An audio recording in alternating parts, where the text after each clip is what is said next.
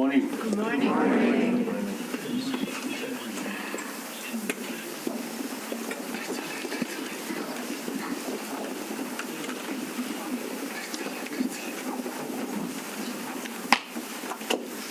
So game again, wait. No, we get. Yeah, that. Very like part of the game, maybe. We get church from Sudan. Those, you know, thing I think picture, as I mentioned yesterday.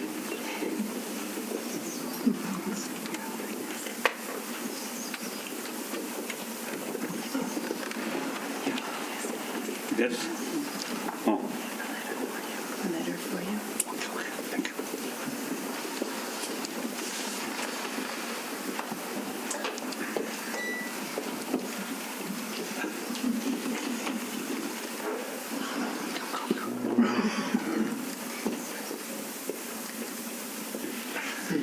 그건 너무 좋으니까 얘다 어땠어요? 너무 좋으니.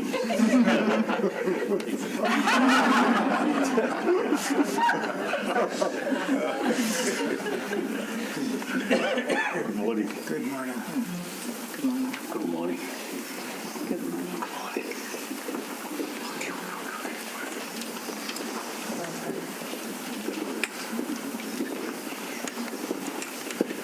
morning. Good morning. Good morning.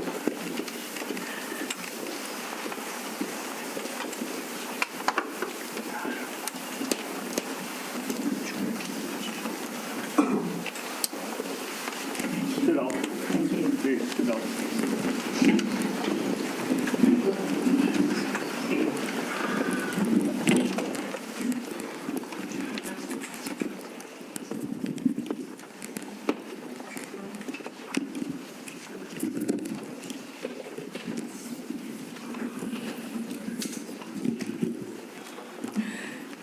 Thank you.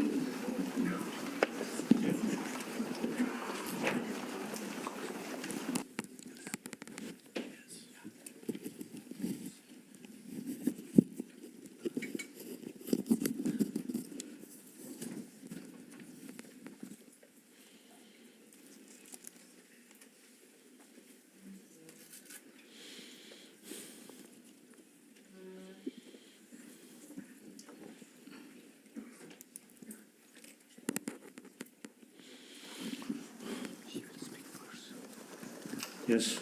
Okay, go ahead. Now we are ready. Yes.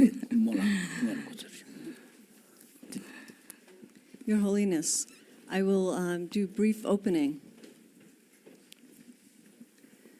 So, Your Holiness, we are so delighted to be back for the second and the final day of these Mind and Life conversations this week. And we're going to continue to explore and go deeper into the theme of compassion, interconnection, and transformation. And we're going to do that through a conversation with you and Pumla Gobodo-Madikizela from South Africa, doing beautiful, beautiful work that you will hear about. And we will also then expand it to a larger conversation with all the group. And before we begin, I'd like to acknowledge that we have two special guests in the room that you're aware of. But first, Amy Cohen-Varela, who is chair of the Mind and Life Europe board. Thank you for being here, Amy. And Adam Engel. And Adam is Mind and Life Institute co-founder and past chair and president. So welcome, Adam. And to also acknowledge three other people that are young scholars and leaders that we're really fortunate could be here with us. First is Mosa from South Africa, and Mona from India, and Shagu from Bangladesh. You can stand. Oh, Bangladesh. Yeah. Wonderful. So we are very, very happy that they were here to join us. So I'd like to introduce our moderator for this morning, and it is Aaron Stern. And Aaron is a longtime member of the Mind and Life family. He's a board member. And also his background, he does very deep work in his founding and leading of the Academy for the Love of Learning. So I would pass it over to you, Aaron, to get us started this morning. Thank you, Susan. Your Holiness, thank you again for welcoming all of us into your home. It's an honor to be here. You recall that we had a wonderful conversation on Wednesday with David. We spoke about evolutionary biology. It's the most amazing topic. And today we turn our attention to something you speak about often. 7 billion people, warm-heartedness coming together with the mind, with the brain. And so from South Africa, we have this most amazing exemplar.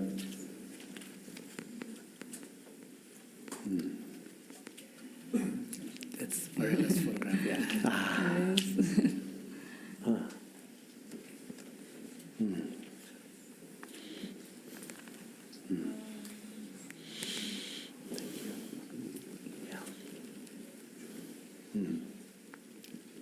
You want to see?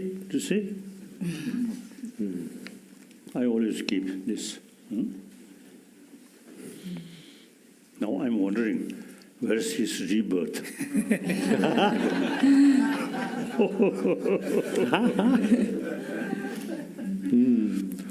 Okay. Yes, thank you. Warm-heartedness and the brain coming together, yes.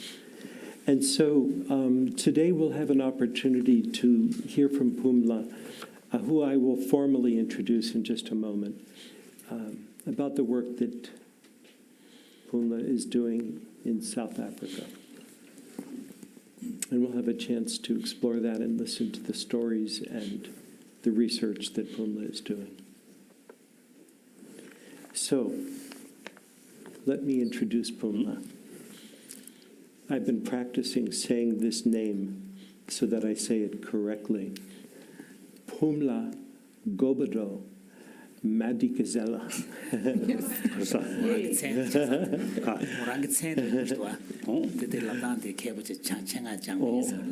Wonderful. Now you. No. I usually not much pay attention, name or background, so country or religious. So long, see human face. Yes. And that is the best way to introduce. We are human beings. Yes. So some people is very much sort of insist On titles. introduce their own name or this or under rank and these things. Titles. I don't care.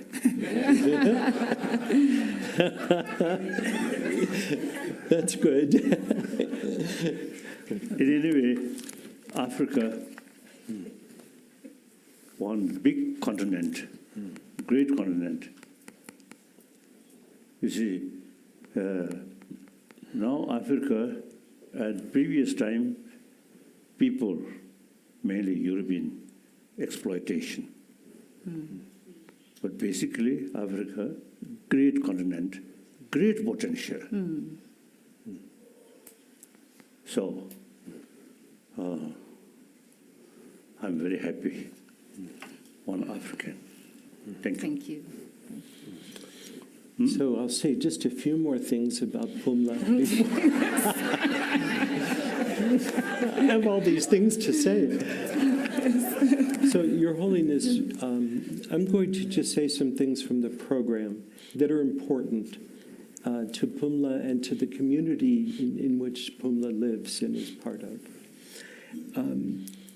She's the research chair. And so Pumla is a social scientist, a clinical psychologist, and the research chair at Stellenbosch University. And the topic is in historical trauma and transformation. And she was a 가서 historical drama 서 로주고 돈에 강한 대대버들요. 가. 미리 로주고 돈에 미리 저 강한 알레, 오래 아직 드라마 하대 저도 때 셋업 치다한테 주고 그런 미세익 들으셔. And she was a member of the Truth and Reconciliation Commission and is a dear colleague of Archbishop Tutu, your dear friend. And out of the work that Pumla did in the Truth and Reconciliation Commission, a great deal of research and learning that she did with this extraordinary researcher's mind, she wrote a very important book. And I'll give you the exact title. It's a very important book to read. A Human Being Died That Night. that's a human 디니모도 미시브레스 했죠.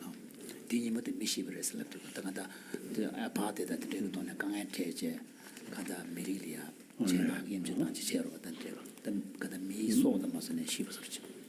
A South African story of forgiveness, which later became a play that was performed in theaters in New York, in Cape Town, and in London, reaching many, many people. So I have this very long list of awards. I mean, this is the short biography. But rather, let me introduce you to Pumla and invite Pumla to speak now. And my feeling is that you will experience Ubuntu, this deep experience of African wisdom that lives through Pumla and is expressed in the work that she does, just by her very humanity. So, Right. Pumla. Yes. Thank you very much, Aaron.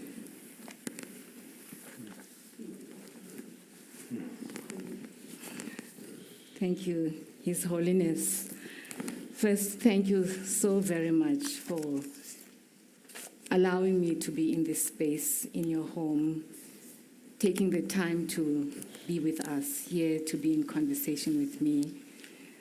I'm deeply grateful for that. I bring you greetings from your friend, Archbishop Desmond Tutu, and Mrs. Leah Tutu, his wife. I was with them last Monday at their retirement home, about 2 hours from Cape Town. I visited them to share with them that I'm going to be on this trip. They were delighted, and they said I should give you their heartfelt greetings. They love you so much. Their daughter was there and her husband, and he was thrilled that I will be sitting next to you. So I'm very grateful to you and to him for the example of humanity, that you live your lives in this compassion to the world. It's been a great guiding light for me in my work, in my life, and I feel so connected to you through Archbishop Tutu. Having been with him and being so connected with him, I feel already that I'm connected to you. So thank you very much. Your Holiness, I've been asked today to speak about my work on Ubuntu, especially how I have connected it to the work of forgiving that has emerged from what we did at the Truth and Reconciliation Commission. I want to start off by describing it as something that is usually contrasted in the scholarship, in the philosophical literature. It's usually contrasted with the Cartesian idea that I think, therefore I am. Ubuntu starts from the premise that the notion of a unitary individual is based on a false premise.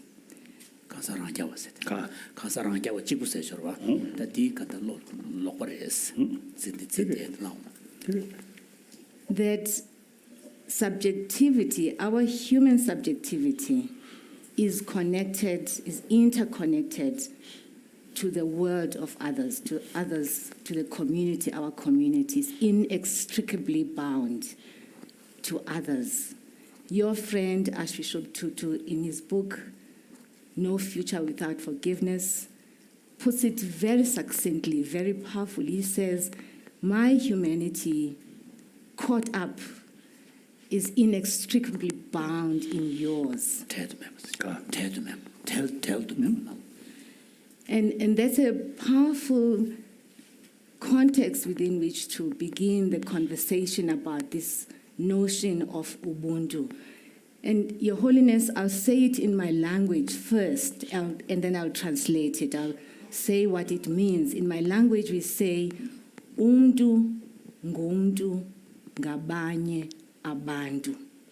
Literally, that means a person is a human being or becomes a human being through other people. It's this idea of the inextricably boundedness of the world.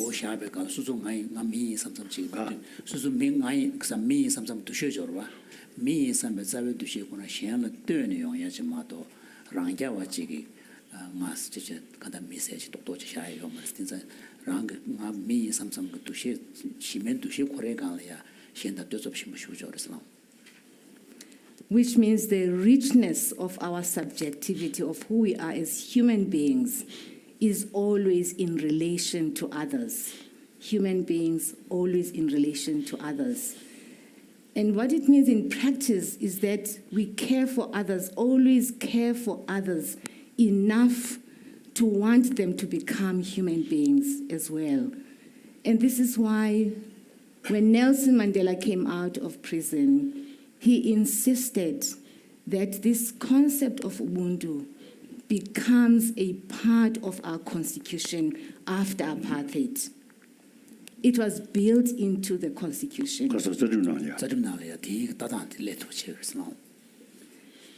And so all our policies, human rights policies, the courts, and even the work of the Truth and Reconciliation Commission, on which Archbishop Tutu presided, that policy was very much designed around the idea that we are now proceeding after apartheid from this separation to a process that connects us.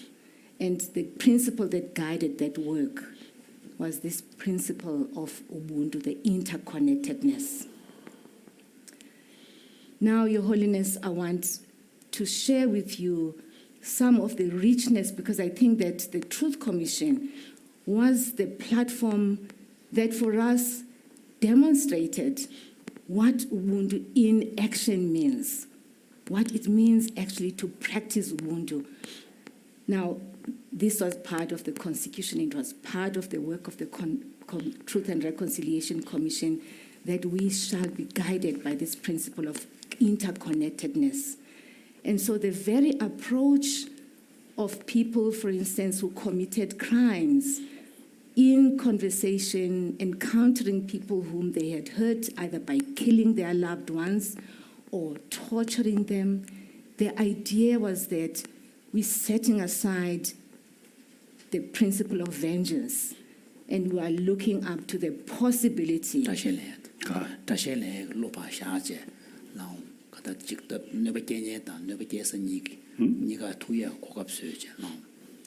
That the work is guided by this possibility that we can connect as human beings. So I want to share with His Holiness now some examples that demonstrate, that illustrate the work of this Ubuntu, this concept of Ubuntu.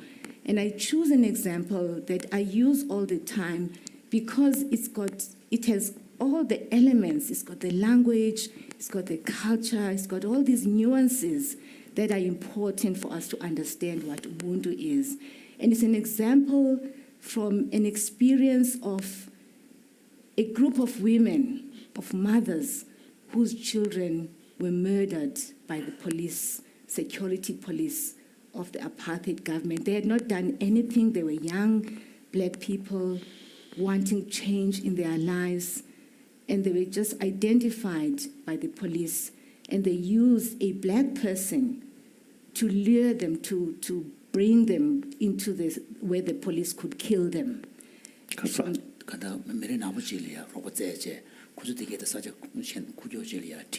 and the America police about the police can go to severus. The two on the Nabucus. And so the Truth and Reconciliation Commission was a process where people shared their experiences of this past. And these mothers came to the commission to tell the story of the loss of their children. And this man who was responsible for the murder of their loved ones was also at the Truth Commission. He asked to meet with the mothers. He asked us to organize a conversation, a dialogue with the parents, because he wanted to ask for their forgiveness. And when Gondas Laya Cogater Slaveresa, then Mirina Butan Tidunia Jorba, the quote the machine pushing into the Amatuta Tuya Cochumbana, Gondas Laya. And I want to share some moments in this meeting between the mothers and this young man. So he approaches them, and the mothers are very angry at him. Why did you do this? You're a black person. How could you betray your own black people? And so there's a moment in this course of this very tense period where the young man turns to the mothers and says, my parents, and I want to say it in my language, Your Holiness, because it's more powerful in my language. So he turns to them and says, Bazali Bam. And when someone says, Mzali Wam, Bazali Bam, they are addressing them directly as almost like calling their responsibility as parents on this person who's now begging for forgiveness. And when he says this, the Quran Tana Tsikja Amala Slavena, Amala Juma member Susu Ama Imbachigi, to shake Tanya Joris, the Pejucheva Kabayani, Niente Lamsa, I mean to shake Sandanya, the Koyoros, the Tsikit Tonic.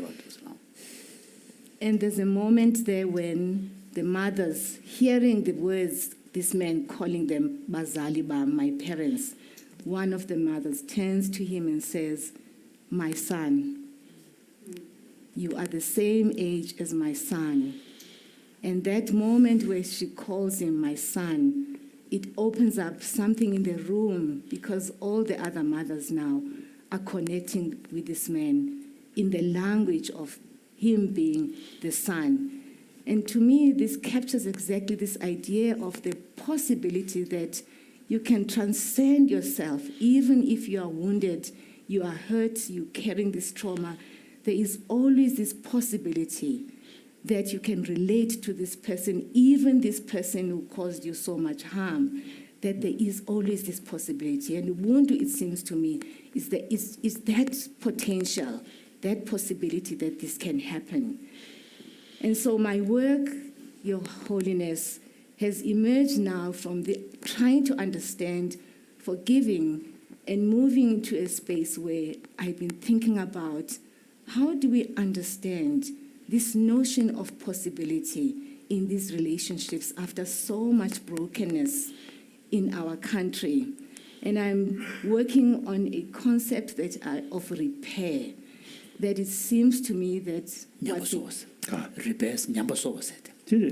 to repair that, beyond forgiving, you are repairing, and the idea of repairing is something that you have to do every day. You've got to be conscious and mindful of the pain that is always out in the world, that you're constantly conscious of doing good, being caring.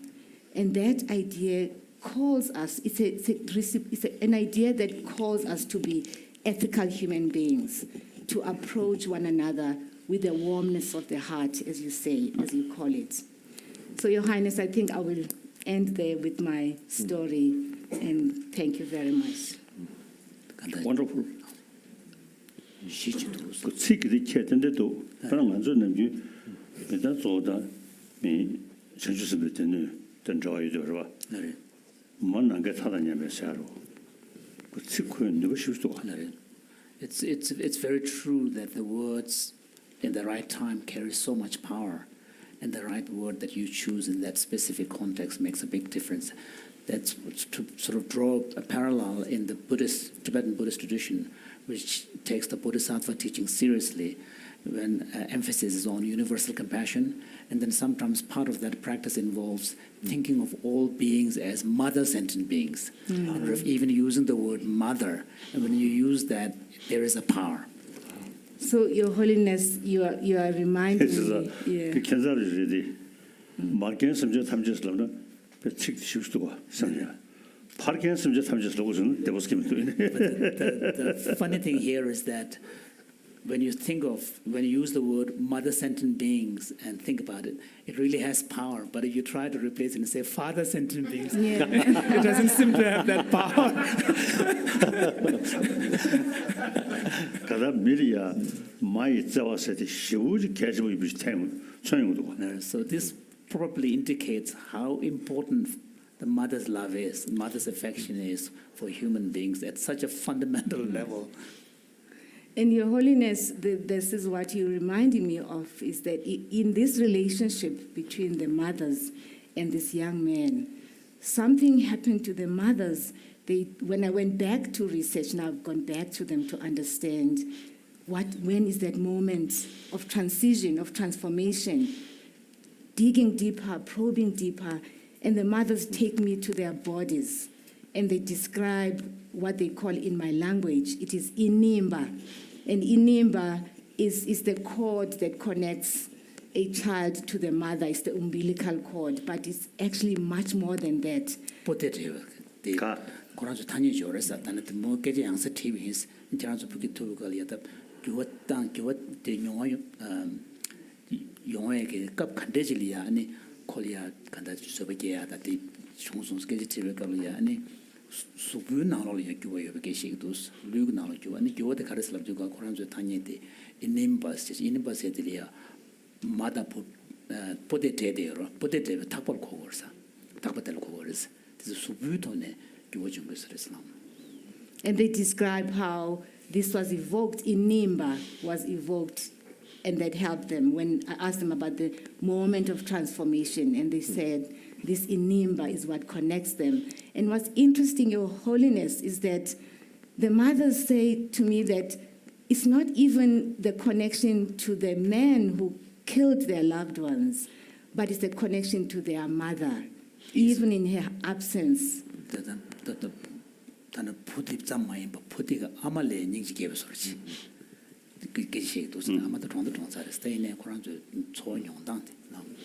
So this presence of this mother, and feeling her through their bodies, and which then allowed them to connect via this third presence of a mother who they know because they are mothers too, and finding a connection via her to the Son, and being able to open up to the Son in this generous way that they did. So I'm very interested now, Your Highness, in the role of the body, how important our body is in these relationships of interconnectedness. And it makes sense to me because this is how we come to the world. We are born first in our bodies. We enter the world in our bodies. And so when we relate to one another, the role of the body in these relationships.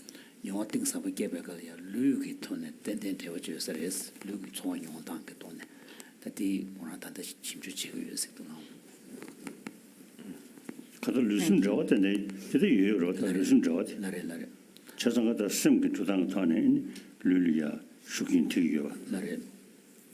야 룰리 차네 하게 teg으로 땅에서 가서래. 아마 저 소수 류디 그래도 아메 네 가서 류네 채버려라. 아니 가다 걔네 더 가시려냐 그래도 아메 류도 최고 자체. 뜻인데 해봐요서를.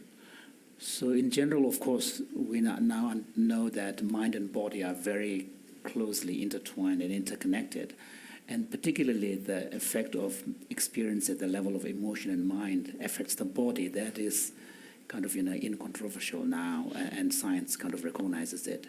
But there might be also a way in which the body itself affects the mind, affects the emotion, and that would make sense because when we come out of our mother's womb, for the first few months, this tight physical hugging and contact with the mother is such a formative part of our experience, and that has to have left a powerful impact on our nature of our experience.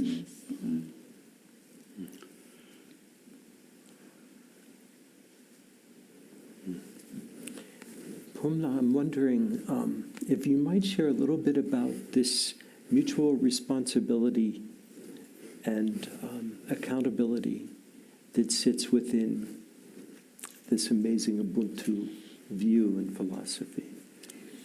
This for me 그래서 is, 저 그래. 들으시다는데 우분두 돈 때문에나 가다 너무 개념다 너무 개서 니가리야 For humanity. 편준 두루 임바시다 아니 For each other's 양보 써야 돼 humanity. 초니게 돈에 대고 공유 버셔와 그때에서 제시 십시로 지났어. this for me, Your Highness, Your Holiness, is a very important aspect of Ubuntu, this idea that we are responsible and accountable for one another.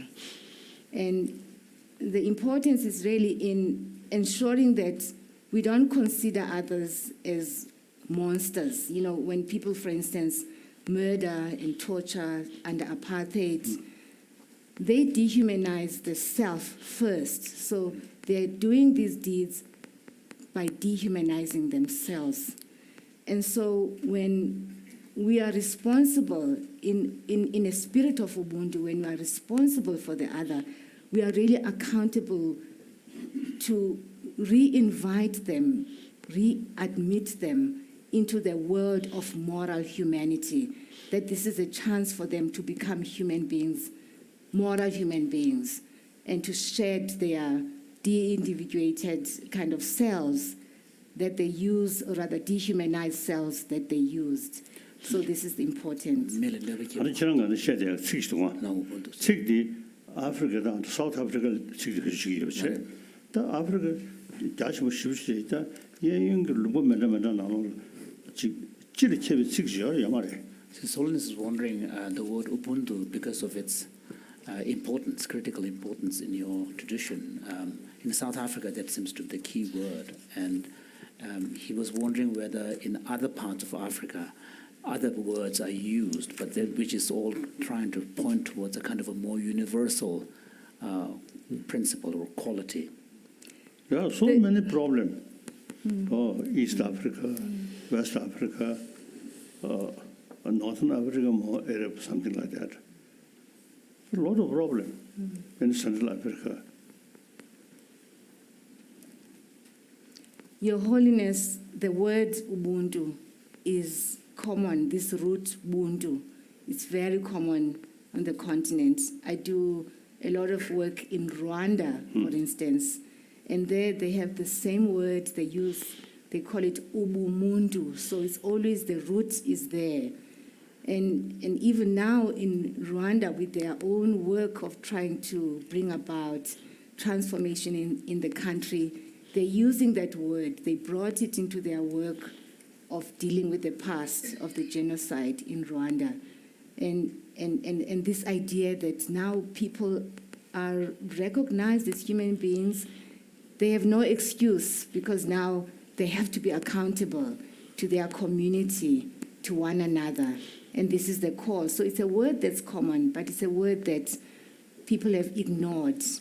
And it's a word that positions us as connected to others, but somehow through laws and policies and processes of hate, people have become separated. But these processes, such as the Truth Commission and in Rwanda, what they are doing, they are trying to reconnect, to remind people about their responsibility to their communities.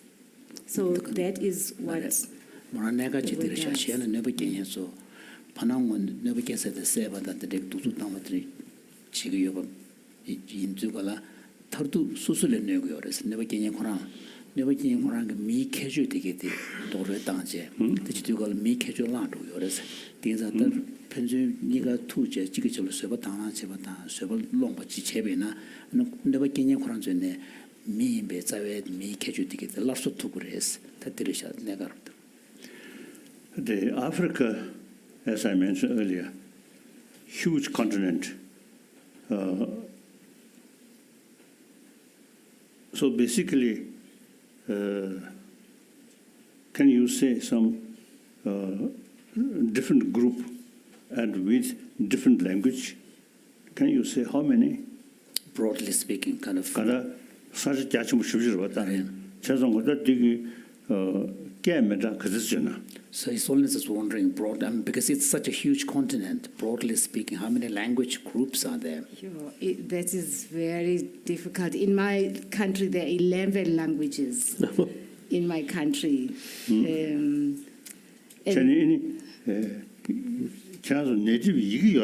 So are there native written scripts for the native languages? Written languages. Yeah. Some of the, But some of them, of course, later kind of Romanized scripts are adopted. But are there traditional scripts? it's the alphabetical, it's the normal, normal, it's the understood alphabetical language, because it's drawn from an oral culture that has been developed into written form. Except in other countries, for instance, that use Arabic language, so languages that have specific forms of writing.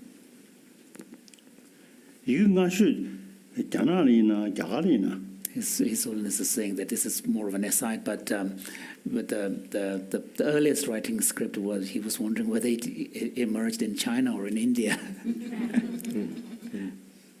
Any idea? I don't know.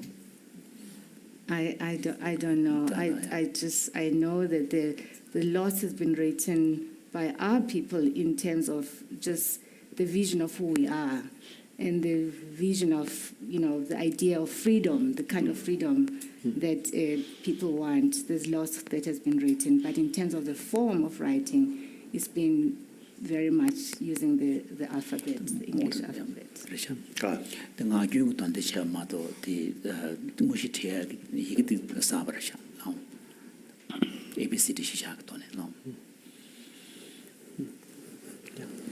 Your Holiness, as I listened to this conversation, one of the last things that Pumla mentioned before we talked about language briefly was the structures and the systems in place that continue to separate people, when you spoke of Rwanda, for example.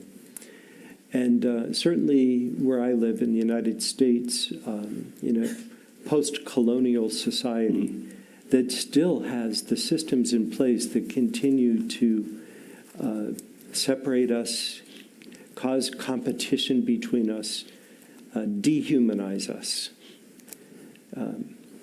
How can we take the inspiration from Pumla's work and your own work and bring that into application in the midst of...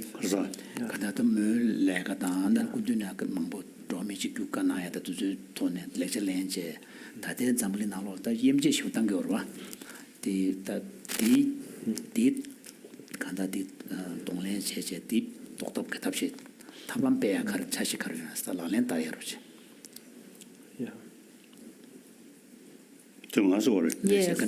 First, and then you...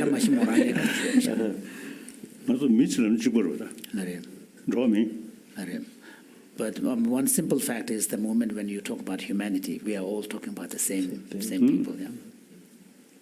I think simple thing is you can marry and can produce nice children. So that means we are same. So across the differences. Everywhere. Oh. So 7 billion human beings, mentally, emotionally, physically, we are same. And ancient time, of course, you see, within one country, you see the different part of the country, small community. They simply, almost I think, based on family level. Tribes. Tribes. Oh. So that's the situation in ancient time. Now time passes. Now connection with the other and increasing. That immense benefit to oneself. Now, today, we are 21st century. With the help of technology and modern economy, no national boundary. So that brings, and then on top of that, the ecology, environment, or global warming. So entire humanity, entire world, now, I mean, same, So many of the challenges that we experience are actually collective challenges that we face as human beings. I think century old, I think your language also there must be there. I, me, we. Now today, I, me cannot sort of, because of the increase, expand. Just one individual. Now the word we. Now today, entire 7 billion human beings are part of we. So, the rest of the people unhappy, a lot of problem. One individual. I think even animal, social animal, one of their member dying, the rest of the group showing the concern, love, sadness. It's almost like kind of a showing sadness. Say they mourn the death. So we are social animal. Chasangada, Zambuling, Midiri, Manachik, Digi Demarchik, Mena, Sosochigo, Chikajin. So if the rest of the humanity are not, they're suffering, then there's simply no possibility that one person as an individual can actually enjoy and experience happiness. So because of that reality,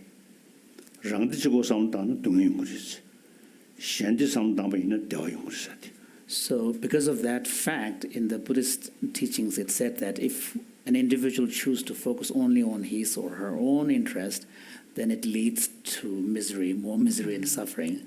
But if the individual shifts the focus and takes concern about others' well-being as well, then that opens the door to happiness. So now differences, nationality, color, religion, these are secondary. When we born, no religion, nationality not much sort of relevant at the time of birth. Entire 7 billion human beings is the same way born and the same way taken care by mother. And then finally, same way die. No differences. And then mentally want happiness, do not want suffering. Even animal also same.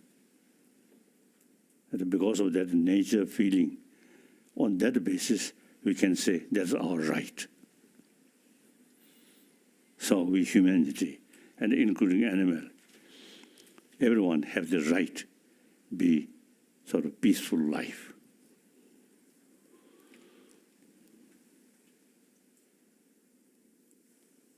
So now today's world,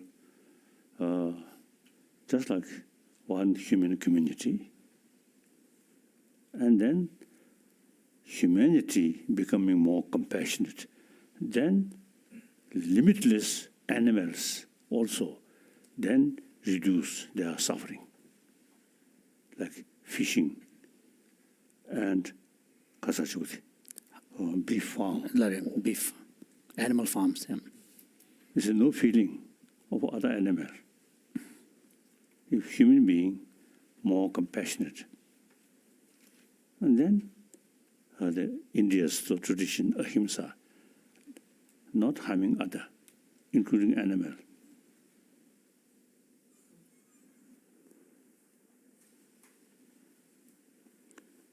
So now, because of education, we can change human thinking and this narrow-minded thinking. Lare. Through education, we can kasoda. Open the eyes now. Oh.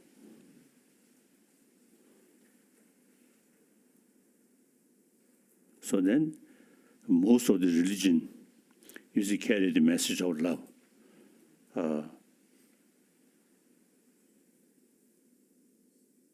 But religion,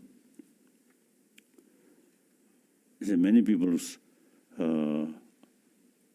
eye, religion is something that Old.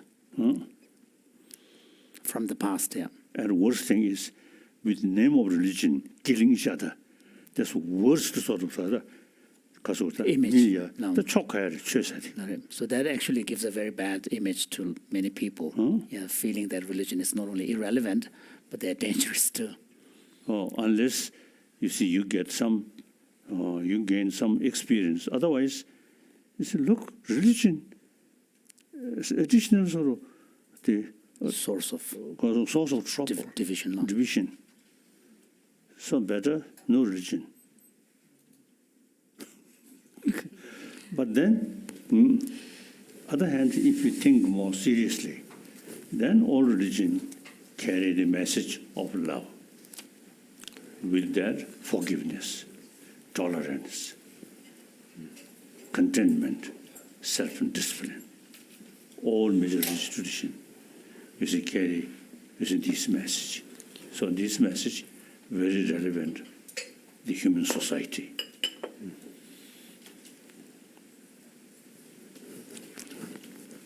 Your Holiness, I wonder what in your tradition we were talking earlier, or I shared earlier, the idea of how the body becomes connected to these relationships.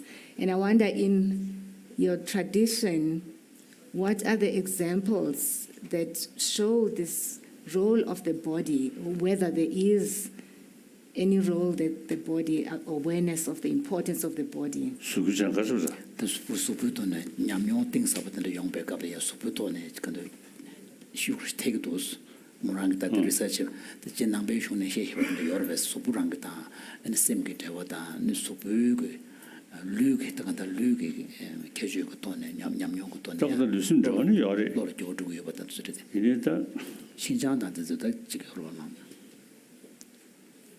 디 가셔 가시는 것도 야봐. Laril. 나보면 누가. 그래서 비전을 해서 뭔가 열이 슬럽도 좀 와도 직단다스. 직 조조스 하다 가고도 가. Laril. So there, of course, in the text, there's a when describing heightened states of, meditative mind. There's a description of what is called the physical pliability, where you feel your body is very flexible. There is a kind of a quality of bliss that comes to it. So I was bringing that example, but it's only said yes, but that's only for a few people. And then he was reminding me that there are a lot of descriptions like this in the text, but we can only say, yes, there are. But then when you ask, give me an example, there's not many to show around. So now I feel the scientific research.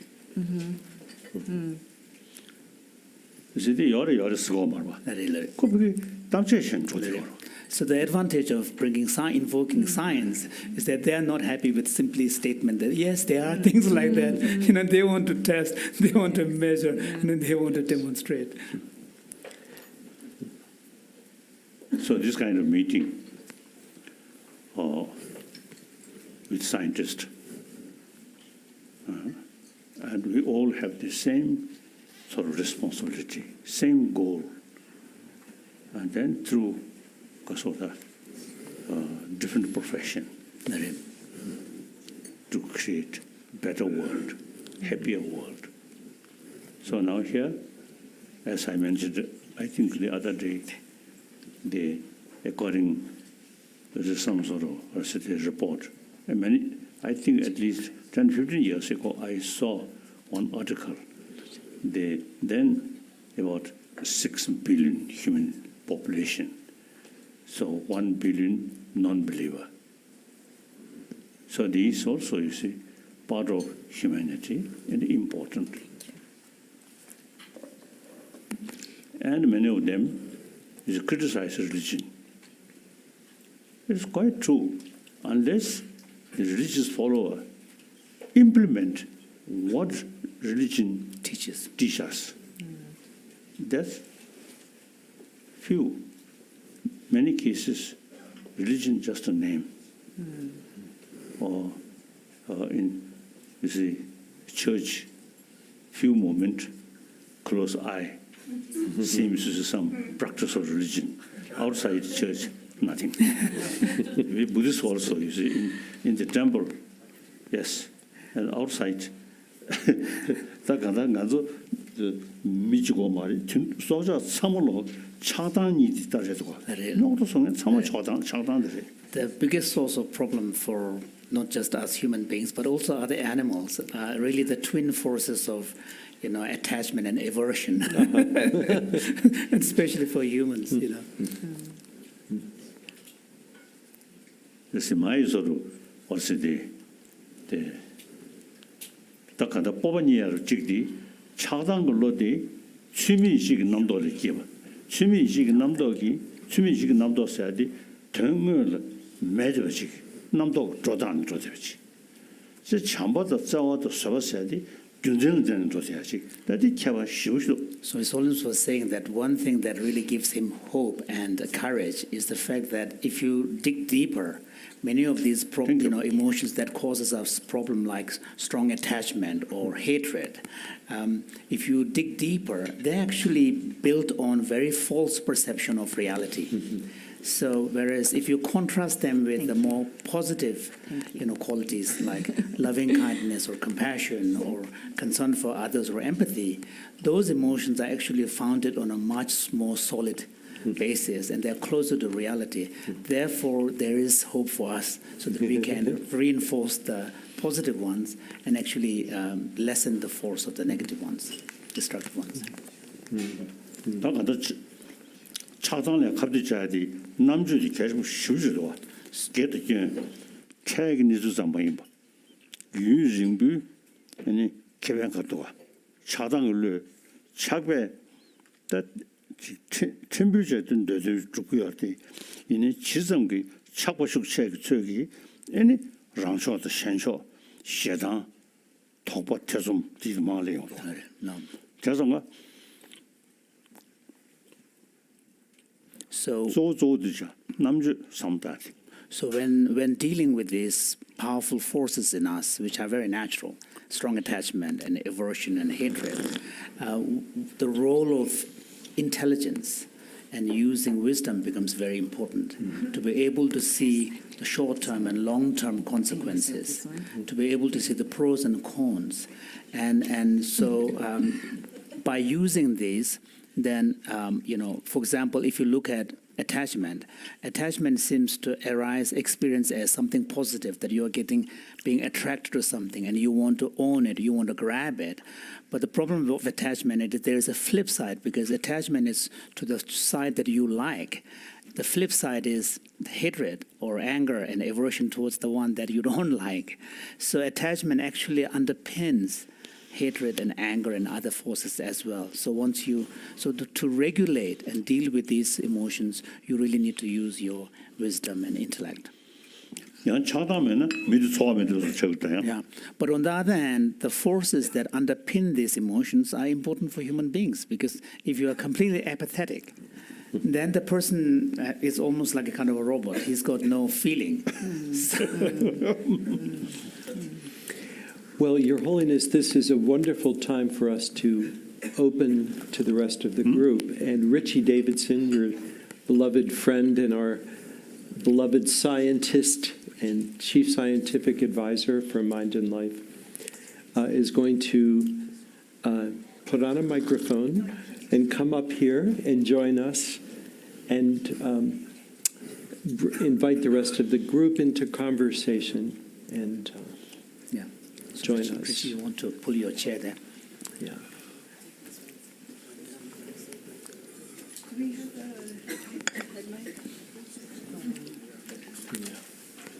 or you. Mike, sit there, baby.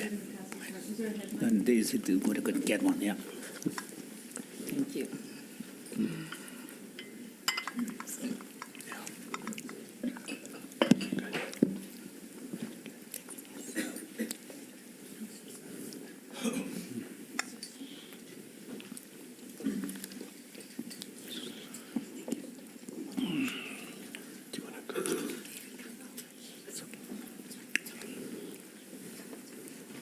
Maybe David should come here. Yeah. It's okay. With the camera, yeah. Oh, thank you, please. Thank you. Let's talk him now. Thank you, Your Holiness, and thank you, Pumla, for your amazing work.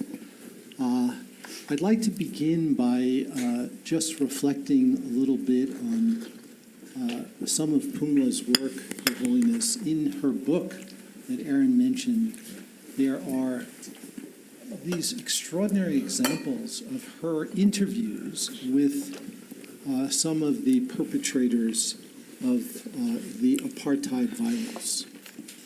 And the encounters that she describes of moments where the perpetrators are facing the victims or the relatives of the victims in this process of repair that she describes are some of the most granular and rich descriptions from a phenomenological perspective of the possibility of human transformation. And she has described these moments when there is something that shifts, and it may be associated with a word. For example, the mother referring to the perpetrator as her son. And so in this work, there is embedded within it, I think, some precious insights about what are the necessary and the sufficient conditions for human transformation. And this is transformation from the impact of really horrific violence and trauma to a repair process that has the possibility of actually promoting flourishing. And so this is really a question for both of you to reflect on what may be the necessary and the sufficient conditions for human transformation. So maybe, Pumla, you can start, and then we can turn it to His Holiness. His Holiness mentioned something very important earlier when we were talking about attachment, that sometimes attachment becomes the very start of division, of hatred of another, because you're attached to something you know. In answer to your question, in terms of the moments, I also want to draw on something that His Holiness said, that at those moments, it is the wisdom that invites us to transcend the self. That there is, the inclination is that I'm attached to this. It's almost out of love for one's loved one that one hates. And sometimes it's also because of one's love for one's loved ones that one rises beyond that. And what makes that possible is an awareness, is a going back to that wisdom. How can I respond differently at this particular moment? And if we have these possibilities that define what it is to be human, you can restore this relationship almost by transcending this desire, almost the inclination towards the attachment, so that the very thing that you love becomes the very thing that helps you to transcend the inclination. And so I find in my work that really it is about the caring. We draw on the wisdom is how do we become all the time? How do we become better? How do we build a sense of community? How do we build our community or rebuild or restore our community? It's that consciousness, it's that commitment to that ethical, command to become ethical human beings one to another.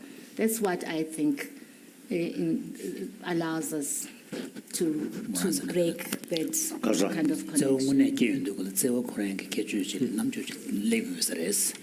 지단단의 군주가 남아나 실에 차별이디 랑조다 신조 임제나의 시간 두고 버스 그때네 양 차바티 돈에 랑기 년다 들 제외 유디고라 매풀 제외도 부차샤베나 제외되기 시체제 미신다질이야 제외 제토야게 고갑절하게 버스 근데가블야 아니야 직 저문에 기운되고라 남주진야 보용구여서 디인되고라 아니야 랑다 신기 초기 총다디 라와들 대제 바나말이야 제외 제토야지 대대지 비지 뭐지 저 남주 칠레인 사례식도 많아서나 반응어도 미직교인 bedushe get 받는데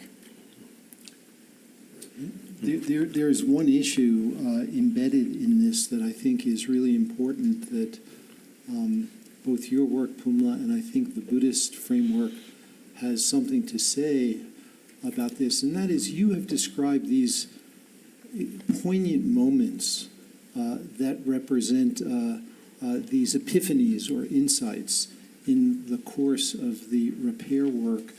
And in the Buddhist context, maybe there are certain times during particular practices where there are insights that occur. And the question is, how can we take those momentary insights and convert them into something that is sustained? And in the language of science, what we're talking about here is the transition from a state, which is something that is transient, into a more enduring virtue. 내가 치라버진 영어래 영어 띵사부 개변에 내가 치라진 영어래 대인에 다 체리 돈에 쉐베나 영어 상부티기 되네 균내제 근데 미코레 자외 시글 존로야지 상부시 어레스타 스테이트 트레이드 차약 다 델리아 탑시에 가려나스 지도 굶지 말be 굶지. So here the key factor is really habituation, familiarizing. 아주 유자하게 저는 시럽 시행주잖아요. 투중 시럽, 섬중 시럽. So for example, in the Indian tradition, when they speak about the progression of knowledge and deepening of knowledge or experience, one looks at it in three different levels. The initial stage, your understanding may be just a hearsay, something that you have heard, something that you have read. And then as you deepen it through critical reflection, you get to then the point which you already heard. Then you reflect. Analyze by yourself. Then that brings deeper understanding through your own analyze. Your own inquiry. So there is a sort of an integration, like a conclusion. Then conviction. Conviction arises. Just understand from hearing. One day someone told and you felt, oh, wonderful. But then next day another person say different. Then but the second level of understanding, because you yourself analyze, then conviction there. Then someone else, you see, tell another story, the different sort of version. Then you feel, oh no, I deeply analyze. That actually you see, brings some benefit. So sometimes feel pity about the other person. For their view, for their opposite view. And then the third level. Then familiarize often, then real feeling comes. So the third level, the key factor is The experience.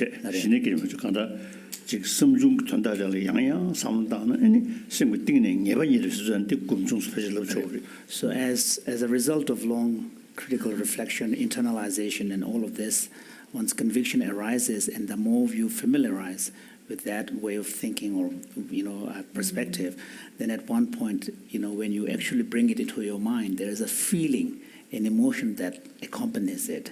And that's when there is a felt sense of experience. That's when it has become really integrated. I wonder, Pumla, if there is an analogous process in the repair work that you've done that corresponds to what His Holiness described in the Buddhist framework. I'm very intrigued by this idea of engaging reflectively, with what one knows. It's very relevant in my work and certainly in terms of the experience in South Africa, because we live in such a divided society, and what people need to do and what I mean by this idea of repair is precisely this idea of constant engagement and reflection on what does it mean to connect to someone who is my enemy? What is the benefits to my community? And just that exposure to the goodness of life, to the possibility that my children, because we've got to think transgenerationally in this context. And I've seen this in Rwanda, in communities where people are living as neighbors with people who kill their loved ones. And in that context, this idea of engaging reflectively on what does it mean that we are now living as neighbors, killers and victims, with our children growing up together, is that possibility of peace. And that's the reflection, the repair, that this is the possibility that we can constantly think about tomorrow is going to be a better day than it was in the past. This idea of, repairing every day and witnessing the fruits of that repair. And so in relation to His Holiness' third level of knowledge, it's that sense of now I'm witnessing the change and the difference. And therefore, this approach to dealing with the past must be right. There must be something in it. And so it works in that way. But I think that the way that His Holiness is analyzing it is so important to bring to communities so that people can think about it. Because sometimes people are living the experience without reflection. And yet when we bring them down to exactly these levels of analysis and convey this to people that this is what it means, then people can work with it and see why it's working. Because often people say, oh, no, it's not possible, it's beyond my purpose. But the way that His Holiness has described it, I find it so helpful. And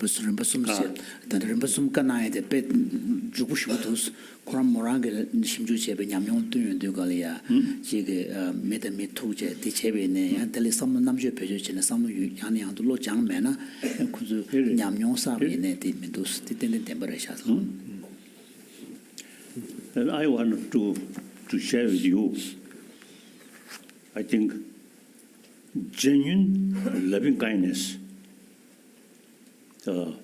not the wrong things. Thing any thing trouble in Jenny, so the has a chapel to Horisha. That Jada Chashana, thing never get your really in a Koran. To me, do the down of another chipperies. It is that day, the other tangore, to get the chawari said that the So one sort of important point is how to tease out genuine compassion and love out of attachment. So, and for example, we naturally feel love and kindness and compassion towards our loved ones, but often those are mixed with attachment because there is a self-reference. Animals also have that level of. So because the key factor here is there is a self-reference. Such and such is my child, such and such is my friend, such and such is my community. So there is a self-referential dimension to That's those. not genuine compassion, but very much related with attachment. So, on the other hand, through cultivation, you can imagine the possibility of having a genuine sense of concern for someone who has done something horrible to you, a so-called enemy. And that is based upon the simple recognition that just like myself, this person too is a human being who do not want to suffer, who wishes to be happy. And on that basic recognition, if you're able to extend an empathy and feel a sense of concern, that is a true compassion, that's a genuine compassion. And there is no regarding underpinning considerations in that relationship, in that attitude. So that through training, so that So the second type can only be arisen on the basis of cultivating it, reflection, looking at it from many different angles, and comparison to recognizing humanity in the other person. All of this. So that is something that has to be cultivated. The learned, attitude. With this human brain, I think only human being can do that. No other animal. So, 제가 I think 1,000-year-old India's tradition, ahimsa, karuna, Compassion, non-violence and compassion. So in the Indian tradition, when they promote principles of non-violence and compassion, they're not talking about just your friends and family. They're really talking about the broader humanity. And ahimsa is in fact, the very principle of non-violence and non-harming is really, it has not much to do with your family, because from family you don't expect harm. So it's actually already built in the very concept, is an attitude towards people who cause you harm. So it's view. Yeah. It sounds like necessary conditions have to do with view. What did you say? View.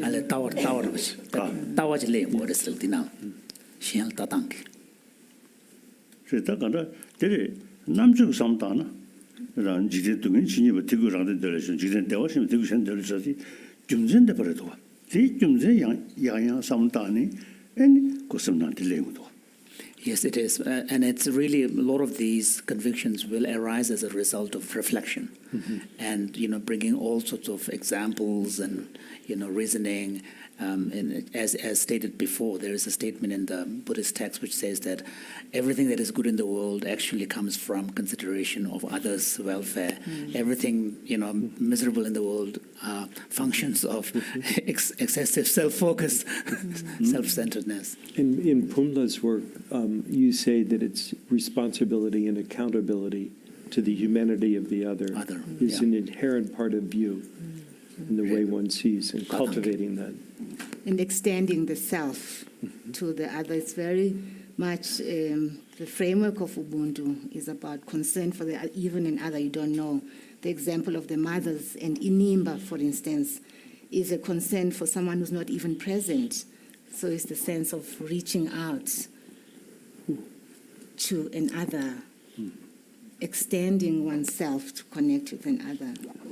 I'm curious to know whether the training component that His Holiness refers to, that in order to extend beyond one's family in this way, some kind of more systematic training is important.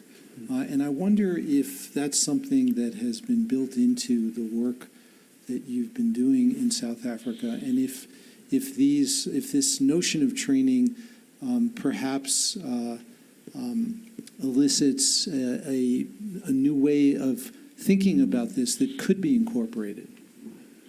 I've wondered about that, and I've come to the conclusion that the idea of training could work in some contexts, but in a context where issues are social, political, and all of the nuances that come into play, we need to think for something more than training, to think more about experience. We were talking the other day Your Holiness, about the possibility of spaces such as this. You know, that the training is one thing, but even with training in mind, to bring people into contexts such as these ones and to share these examples and to get people to experience one another, that is the power of this work. It's in witnessing others, witnessing this work in action. And this is why the Truth Commission was successful on some level, because there was a sense of witnessing of what's possible through others' transformational, transformation work. Gergi lo chang yam gergi ka mi kerbu su to lo chang de nyam bol ya mi penjun jewe to ne de che nyam nyo yo ko kap je ku dos the truth reconciliation de shu ji ka da cha su yo de ko mi penjun jewa che sa ko kap je ber was de de to ne ke ba to gergi lo chang nyam bol ya nyam nyo ko kap de ku dos na 是不是下一个月？这送的，这送是。 So this is inviting Sandormachi if he wants to say something. Yeah. Please. Oh, microphone. Yeah. Oh, may I put it here? Yes. Thank you. Well, it's very difficult for me to say something because my bad language, and also I'm not very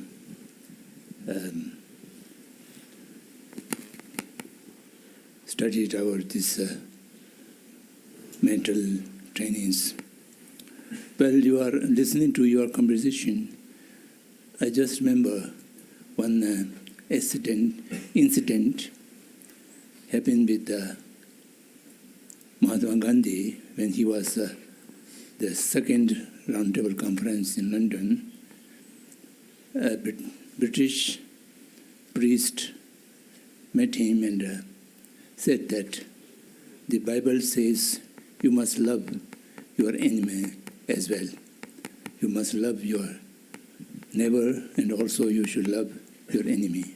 The Gandhi kept quiet, and then he again repeated that verse. Then Gandhi says, yes, I'm agree to that, but difficult with me is that I have no enemies. And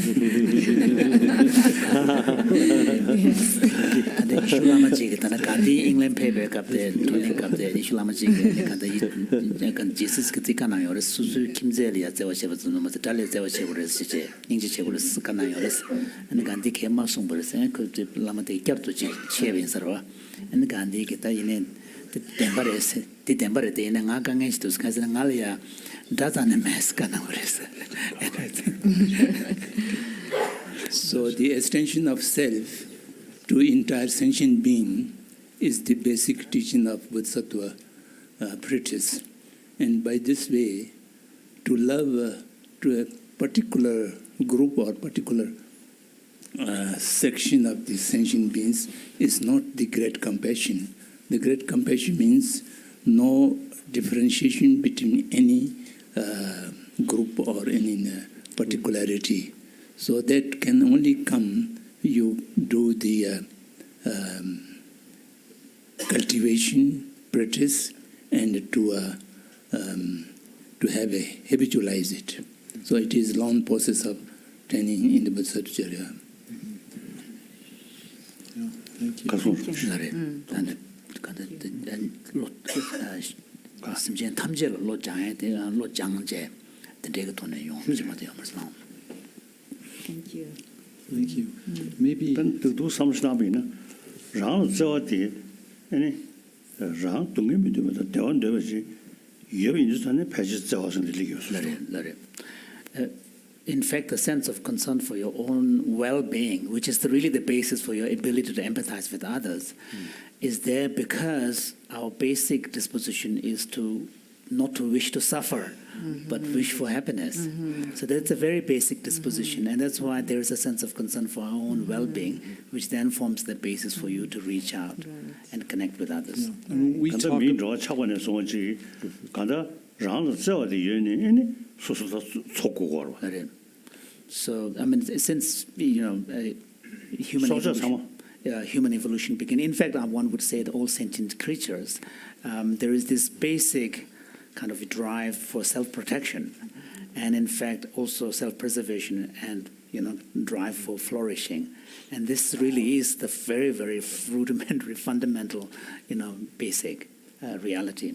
And this we refer to as innate basic goodness. This is the fundamental basis for innate basic goodness.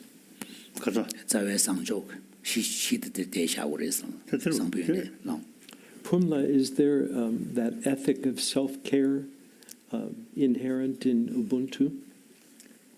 It's not self-care that is individualistic. It's self-care that you might say it's self-interested care for the other, because it is in the way that other human beings are constructed that bestows a responsibility on me, to reach out with humanity. In other words, it's a kind of a selfish,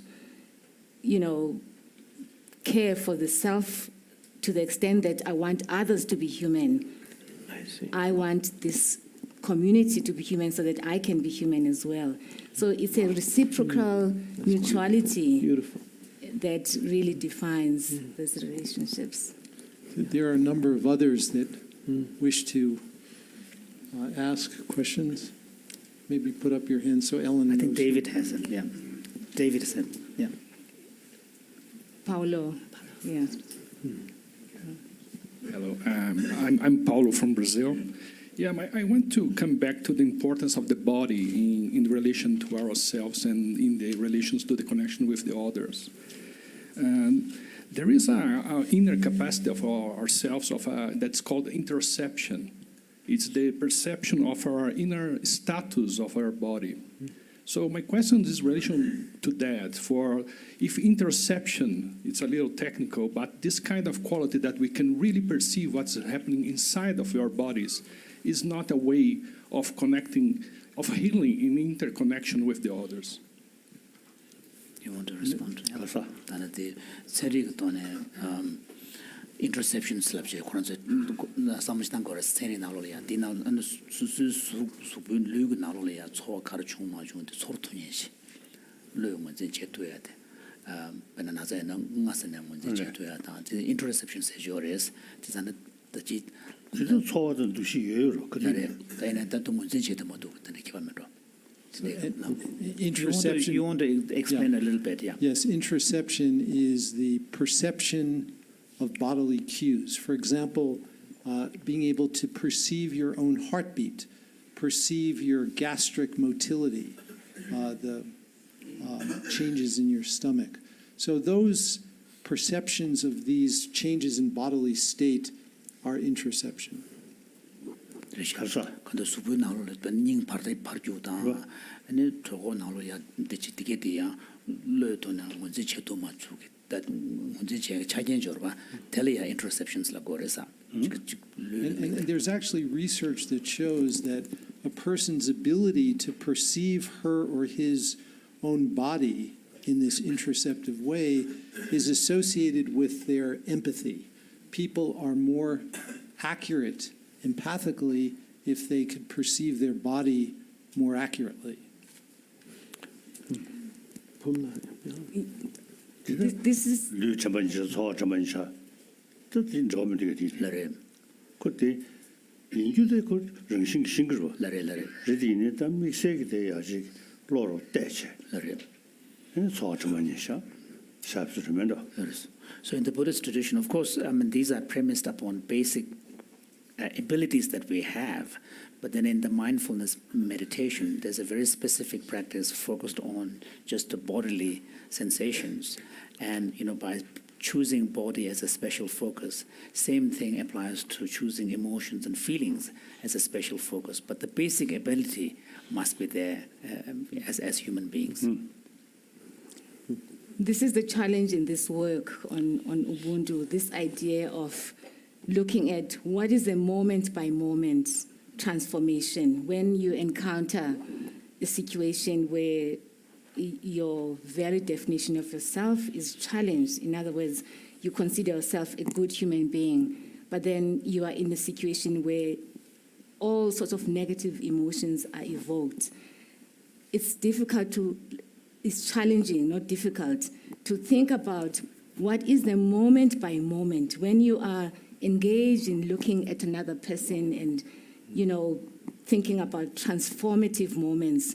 When is the turning point moment that actually allows you to cross that hurdle, to become that something else? And His Holiness is right in saying that you have to have it, first of all. And I really think that the having it in this context of Ubuntu, you have it because you are brought up with it. You have witnessed how it works. You've witnessed how the parents relate to others. You have it. It's intrinsic in the very sense of who you are. And so you draw from it at those moments. And that when you're thinking about, when something happens, you're looking at someone, they say something, they say, I'm truly sorry. It's the difference between understanding something as genuine and not genuine. And I think actually even more than empathy, the body, yes, the body has a role in empathy, but there's something else that sometimes, words and these scientific definitions fall short in describing what it is that happens, because there's something about this being positioned as a subject in relation to another and how you respond is more than perspective taking, right?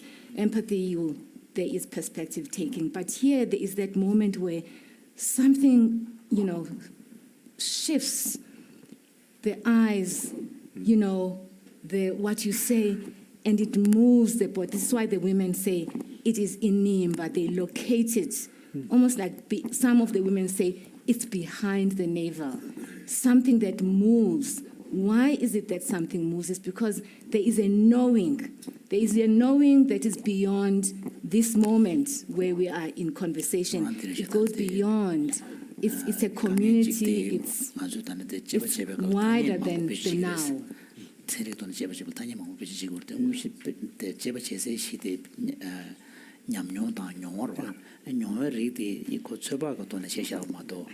Perspective taking the empathy tanya bejo chebene no be chera river rele ne the ya deshe ka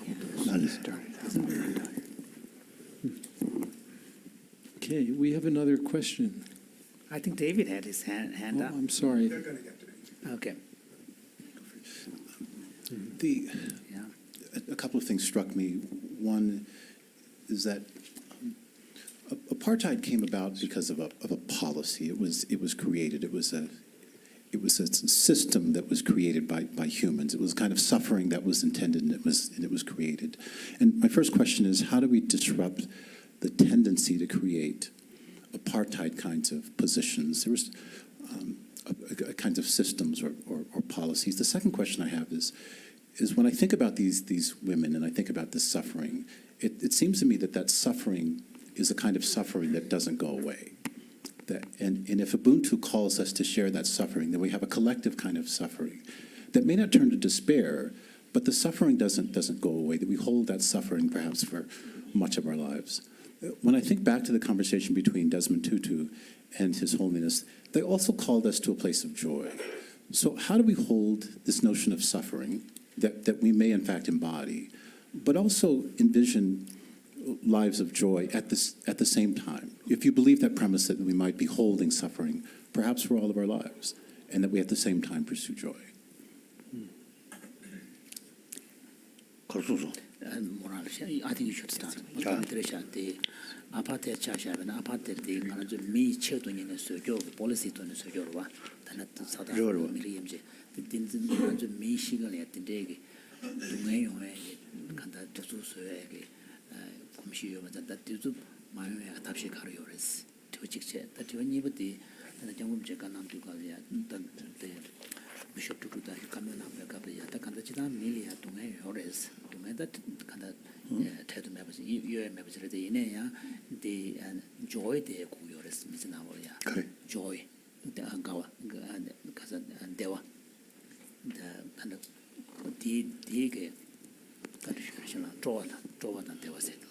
Thank you, Holiness.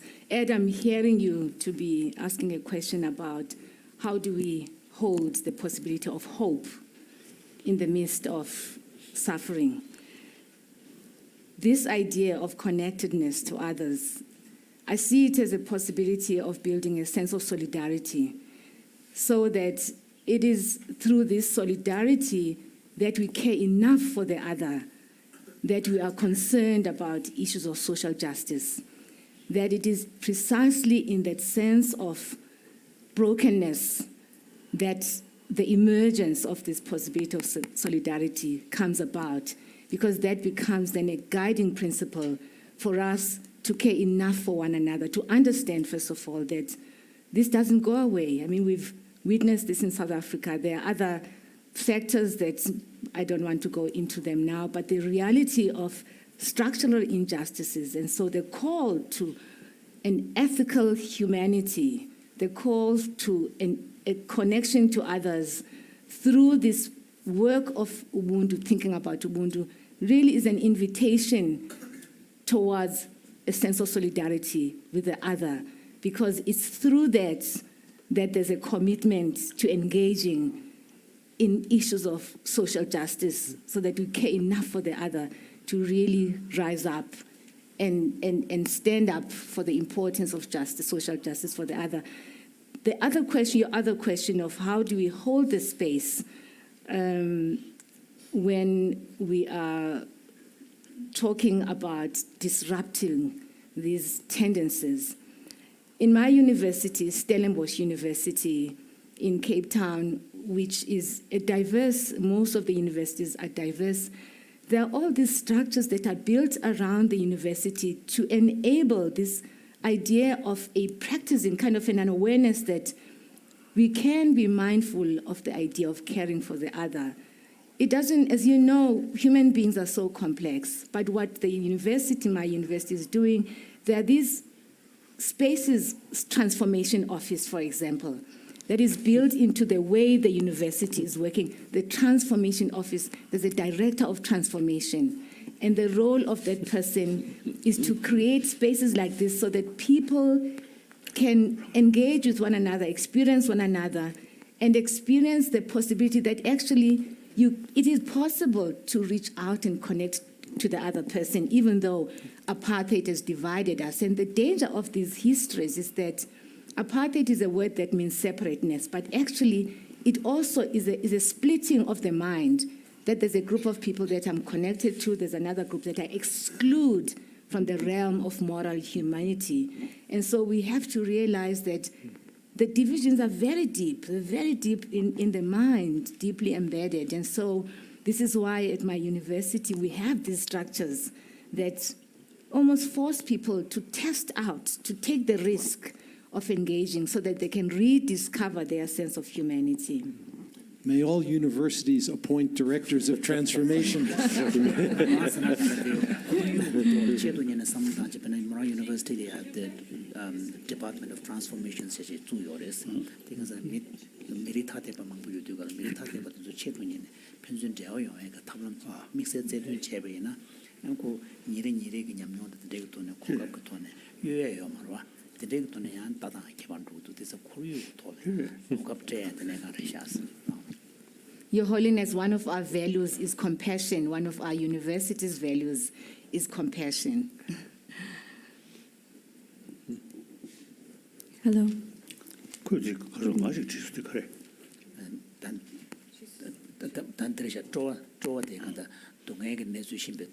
morning. Thank you so much for giving me the opportunity to ask a question. This conversation is particularly close to my heart because I come from Bangladesh, which is also a country which has survived genocide.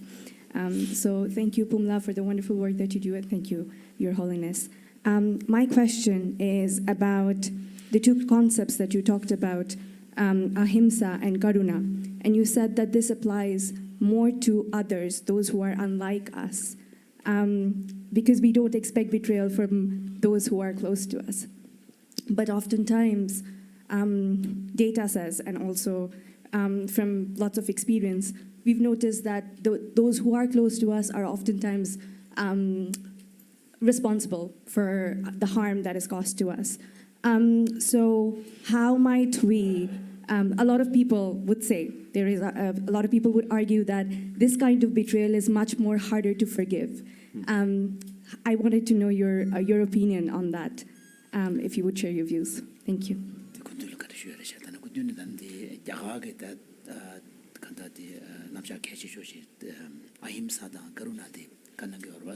And then ahimsa says something tang korana ya shenla tsawa me chebsla tugal ya range nyegi te member zo shenda da da de le da kanang sos the yine ya moyo ne zu chile mangbuchi sem ke kangere lu ke kang tung kangere ne bo mangbuchi su ye nye to de to na kang te go ros and then zuli ya so ba tang la che yan ne kale che yores kaza chi su da kada kaza 맞아 우주 특이만 하지 가서 가서 간다가 팬데 버려쳐 가시 신도 메르네 전에 신년 담보다 와서 디나시 간다 수수 줄려게서 다 제와샤서 들리지 존내버게 되고 내버티 띵사바다 텔리아 서버 당란 때 가고도 왔던 두토리아 답시 가려놨어 더 지운 그 간다 참지로 장해야 돼 당용 그셈 내가 쭉 전에는 라진진기 현진진기 연대 또 조도 저 야우 상당 그러네 또 대바시 그 템버로 지정기现基本准备这个是说第一样的就稍稍的让基本准备去搞一年就热到了情况都在这去사다 디로 심을디 야고 장리여나 내가 강도 수동 저에서等于군래 면도 시장 사바 타고 쳐도 좀 쉬었어 다들 마찬가지 강다게 판다 보면 저거 건시 신도미리 내신나 신인다 뭐 다오셔스 더 믹스센 로자야 so here the 주주도 소리를 랑그 자디 계신이 소리스 so the basic understanding is really a cultivation of your mind generally, to be able to have a sort of an outlook that you cultivate, which would ideally involve a way of, having less self-focus and less self-centeredness, but emphasizing more awareness and concern for others' well-being, so that you take into consideration others' experience and your impact on others as well. And the more you do that, but that would require, again, as a precursor to this, a fundamental recognition of the equality of yourself and others, insofar as the aspiration to seek happiness and wanting to avoid suffering is concerned. That really is the basis. So on that basis, then you develop your attitude and perspective so that you are less So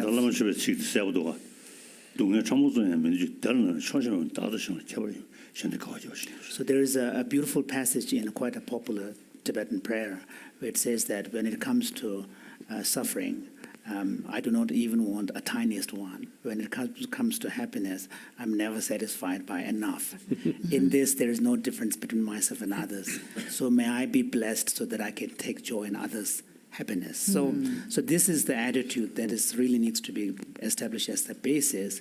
And then once you have that kind of attitude where your basic tendency would be to less self-focused, be more bringing consideration of others. And when you have that kind of attitude, then dealing with the more difficult ones that you are referring to, where there is a line in the 8 verses of Training the Mind where it says that with relation to some people in whom I have placed my trust, when they inflict me pain, may I be even more compassionate towards them. So, and this also brings up the basic idea in the Shantideva's text that, among all the teachers, teaching you compassion and patience, the most important one is your enemy, because the enemy is the one who's giving you the opportunity. So then these kind of attitudes and practices become more doable.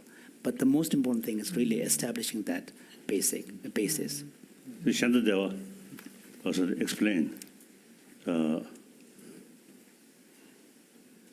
see, anger, suspicion, jealousy, these are worsen kind of mental sort of situation States which disturb our peace of mind. So the antidote these things are patience. There is patience, more patience, then tolerance come. So, from Kasoda, Who will provide love? oh, Who provides the opportunity? so the enemy. So, since these sort of practice of Qualities. forgiveness, these things are something useful. That creates, that opportunity creates by your enemy. So enemy is your good teacher. Wonderful. Yes. So instead of sort of negative feeling, you must feel grateful. You provide me that opportunity. Thank you. So that's the attitude, yeah. So, Your Holiness, yesterday you gave many wonderful examples. You brought us to examples that this happens. So you are reminding me of examples of exactly what you're talking about. Two young women, their parents were killed by Eugene de Kock, whom I write about in the book. They were babies. They don't remember their fathers. One of them is Candy's mama. And she goes through this teenage life of anger, and then in her later years, in her 20s, she goes to visit the killer of her father, and in a way, it speaks exactly to what you are saying, because she goes there, and she says, "I want to forgive you," because she wants to transcend this tightness, this wall that kind of was standing between her and happiness.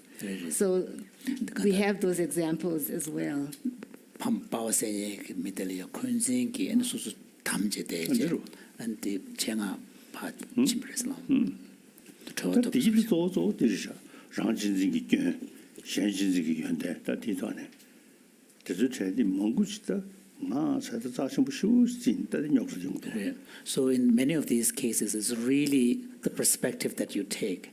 And often when you overemphasize I, then invest too much in that self-focus, then it opens to all sorts of problems. I think the other day I mentioned, you see, the effect from practice of altruism. Then eventually, whole phenomena appears you something positive. There's no basis of anger, jealousy. This is so long, too much sort of emphasis, me. Then whole phenomena appears something negative.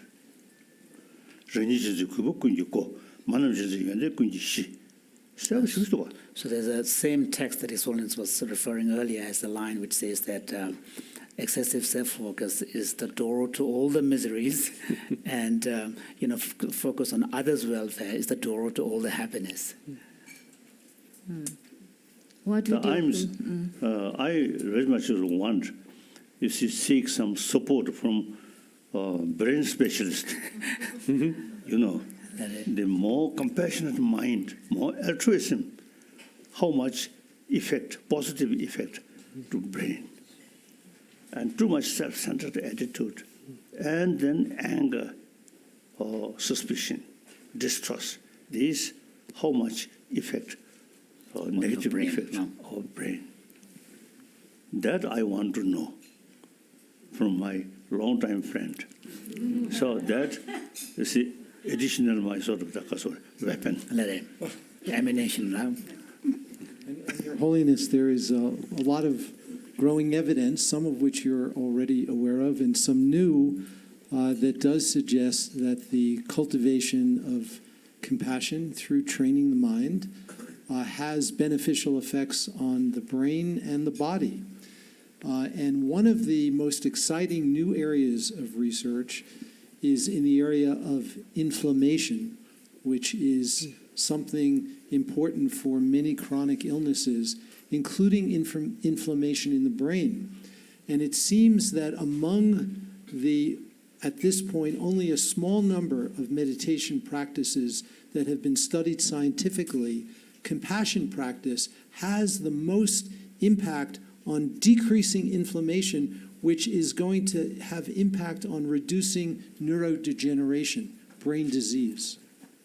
가서 tanda tangne choro the inflammation ya ore shukyen te de tanda gom grig na won ningji gome de shukyen chesho te go yosare static tenden demba yena inflammation ko to ne gene rig mang bu jorwa temple ya da level ya looking be dizuli ya tende inflammation ko chagen te go yugal inflammation wa nyong tang to be na de zu to ya tende te ba to go yosare sa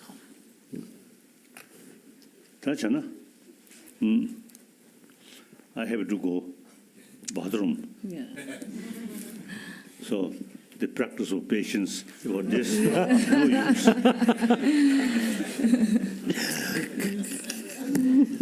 And maybe this is the time. Yeah. Thank you.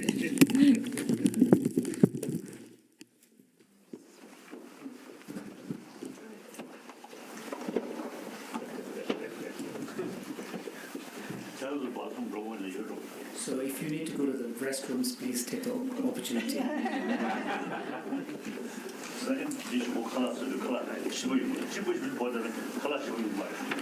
If you hold yourself, then you may not enjoy the lunch very much.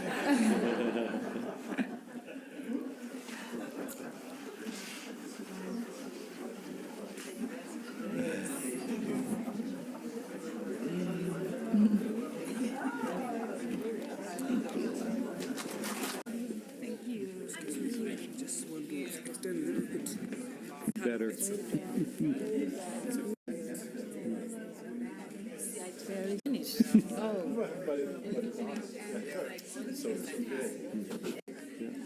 Not to lose the thread.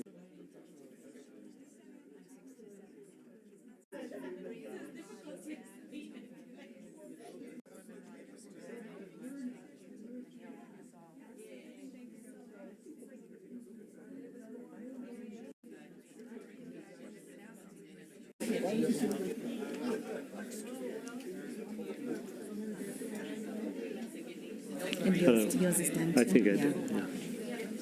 did. Great. Thank you.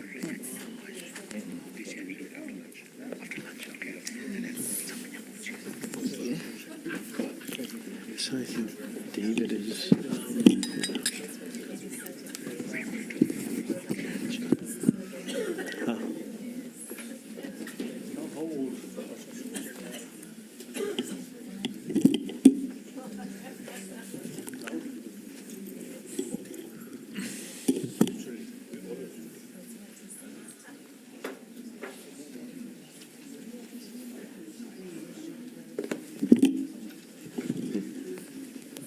Okay, so now everyone took a appropriate biological break. Their introception is different. And we can take one or two more questions. So David, please. Yes, Pumla, you said that Ubuntu has been written into the South African Constitution, and you've given very powerful examples at the interpersonal level. But why hasn't it led to a better outcome at the political level? Why has apartheid been largely replaced by corruption? That's a very important question, and one that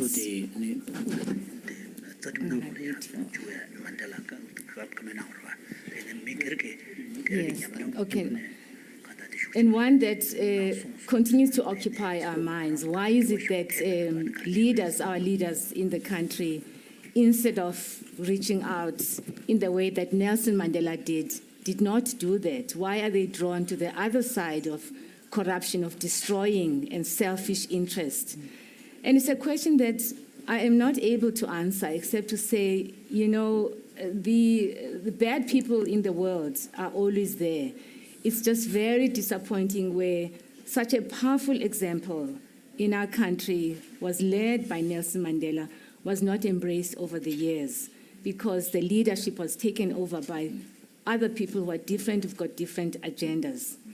And the consequence, in fact, is a question that I was going to ask you, Richie. How do we, because now we face in our country with the reality of suffering, persistent suffering, and people not seeing the light on the other end of the tunnel because the resources have been drained. How, in science terms, in your work in science, it's possible to imagine training people, creating groups, training people. But when you think about communities in the society where people are living the consequences of structural oppression and continuing corruption in the post-oppression era, because now we're not talking about apartheid, we're not ignoring the transgenerational impacts of depravity, a life of deprivation into the present moment. But how do we then really encourage this kind of work, the scientific work, when the reality, the day-to-day reality in large communities is that people are living within structural brokenness? I mean, I certainly don't have any answers, but I am inspired.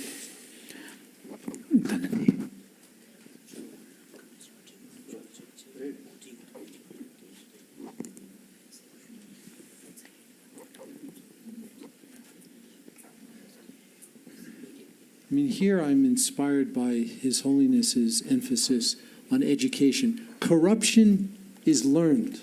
It is not something that is in our nature. And if it can be learned, then if we focus on younger people who are by nature not corrupt, if we can nurture those positive qualities that they come into the world with, we have a chance of at least minimizing the likelihood of subsequent corruption. And yet, institutionalized education, certainly in the States, is exactly what you're describing.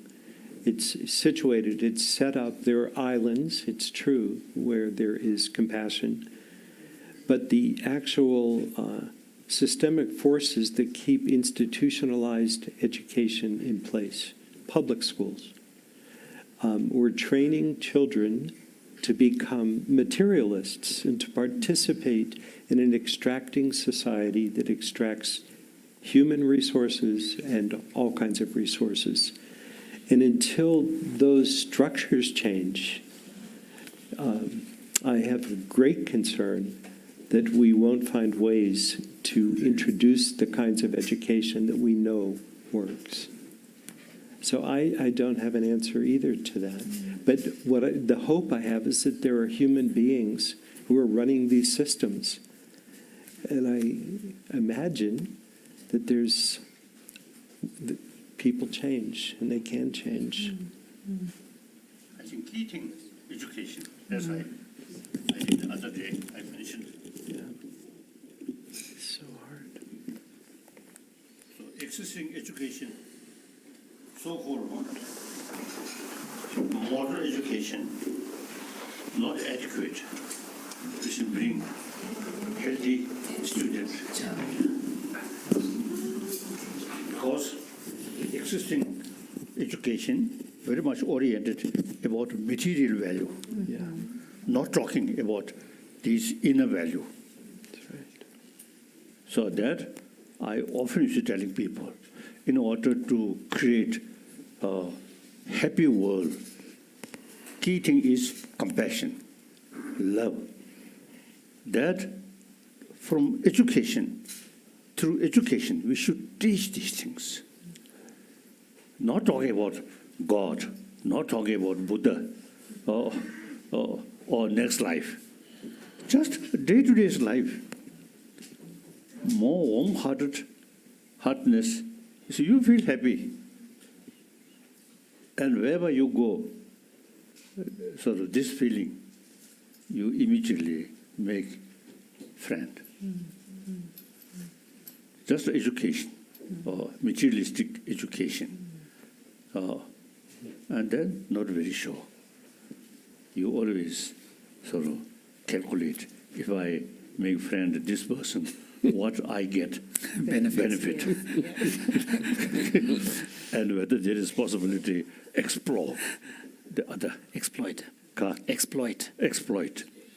So these things, I feel, existing education is, I think, they have the responsibility. The modern education very much oriented about material value. Now in education, I think the other day also I mentioned is from kindergarten, we should teach children the hygiene of physical, similarly hygiene of emotion. That's very important. Strictly academic subject, not religious subject. That I think the other day I mentioned is I'm hoping India, they are sort of traditional knowledge. So it is easy to include in education or sort of field. Yeah. So then once India, through education, you see the combination, material things, science, technology, and then meantime, how to keep peace of mind. Then India can show rest of the world. I think Mahatma Gandhi spent some time in Africa, yes. isn't it? Yes, indeed. There's some South influence Africa, there. yes. So therefore, education is the key factor. So all these, like it's a particle, you see, this thing useful for body, this harmful for body. So all these, you see, brain, use brain. To differentiate knowledge. Yeah. So similarly, among the mind, among the emotion, this emotion useful, this emotion harmful, including physical health. Through education, we can change. So, and then here, I think the other day I already mentioned, say, I'm seeking help from scientists. If you see people say, oh, Buddhist did like that, and then people say, oh, nice. Not necessarily bring conviction. The scientific finding, very detailed explanation, then the people pay more attention. I feel like that. So I really love scientific research and science. Therefore, I usually describe myself half Buddhist monk, half scientist. This is science, you see, it's not because of the blind faith. Science has no blind faith. Yeah. Oh. I often used to telling Buddhist community, you see, and according to Nalanda tradition, just faith not sufficient. We must keep the word why. That's very important. Buddha himself, you see, told us, oh my follower. I think the other day I mentioned it. The Buddha himself, you see, expressed, oh my follower should not accept my teaching out of faith, or out of devotion, but rather thorough investigation and experiment. That's very good, very scientific.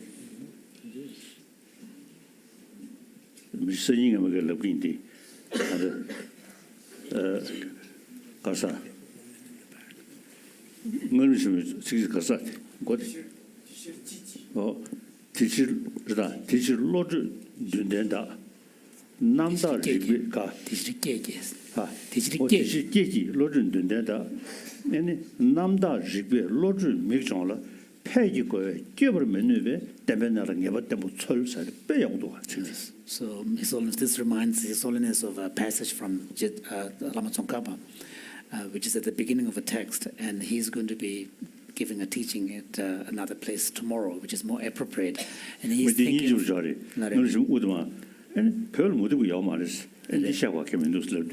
모두 증명서 연애를 매내리 아주 심줄 박자요. 그래서 진짜 이제는 이제 개발도 신고 그래서 돈도 줘요. So at the beginning of this text, he's actually taking the reader deeper into levels of analysis and, sort of deconstructing the positions that we might adopt and be attached to and reify.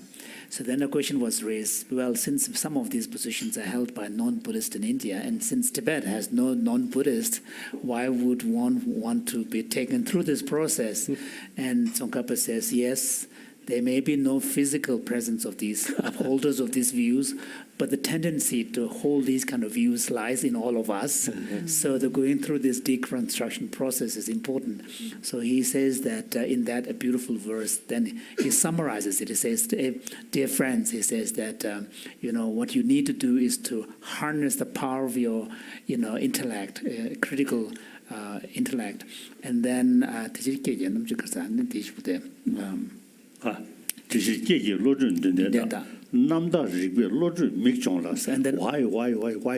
then open your eyes with a series of asking questions. And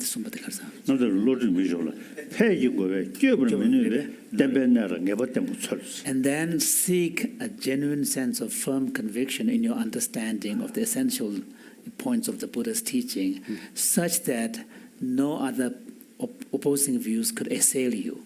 So there's this kind of deep probing and probing.